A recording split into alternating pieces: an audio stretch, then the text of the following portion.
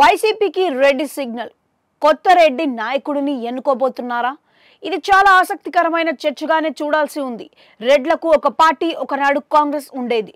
విభజన తరువాత అది అంతరార్థనం అయిన నేపథ్యంలో వైసీపీ అవతరించింది. దాని నాయకుడు వైఎస్ జగన్ కావడం, ఆయన వైఎస్ఆర్ బ్లడ్ కావడంతో రెడ్లు అంతా తనకు పొలిటికల్ గా ఆల్టరేషన్ అన్ని భావించారు.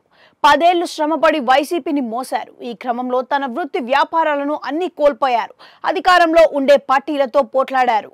సర్వం సహా వైసీపీ అనుకొని చేయాల్సింది అంతా చేసి పెట్టారు. వైసీపీని అధికారంలోకి తెచ్చేంత వరకు విశ్రమించలేదు. అయితే వైసీపీ అధికారంలోకి వచ్చిన 5 ఏళ్లలో రెడ్లకు ఎలాంటి ప్రాముఖ్యత దక్కలేదు.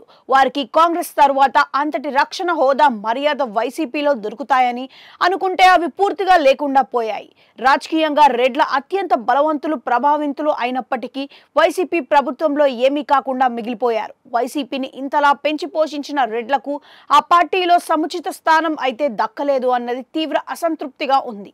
అది కాస్త దావాలనలంగా మారి వైసీపీని 2024 ఎన్నికల్లో ఓడించింది.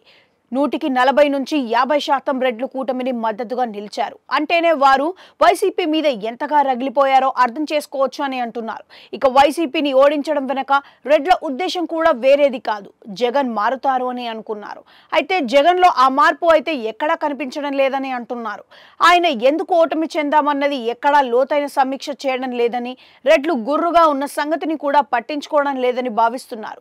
దాంతో పాటుగా ఈవీఎంల వల్లనే ఓటమి లభించింది అని భావిస్తున్నారని, చంద్రబాబు హామీలు తీర్చలేరని, మళ్లీ వైసీపీనే ఎన్నుకుంటారు అన్న భ్రమలో జగన్ ఉన్నారని అంటున్నారు.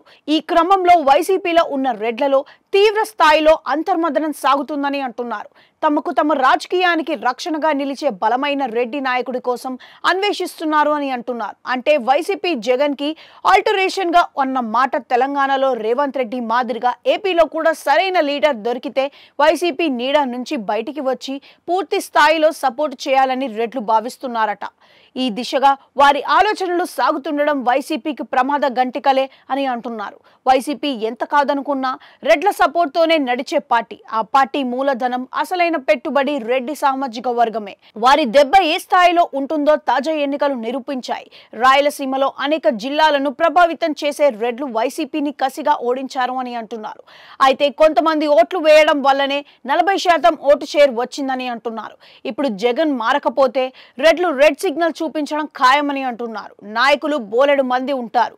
వారు ఎప్పుడూ జనం నుంచే తయారవుతారు. జగన్ కూడా అలాగే వైఎస్ఆర్ తర్వాత వచ్చారు అంటే బలమైన సామాజిక వర్గం కోరుకోబట్టే అని అంటున్నారు. అలాగే బలమైన సామాజిక వర్గం జగన్ వద్దనుకుంటే అది వైసీపీకే భారీ రాజకీయ నష్టాన్ని చేకూరుస్తుందని అంటున్నారు.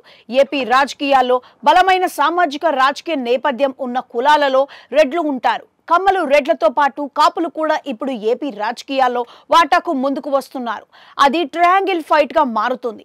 అయితే రెడ్లు తాము ఫోర్ ఫ్రంట్ లో ఉండేవాళ్ళం రాజకీయం చేయాలని అనుకుంటున్నారు.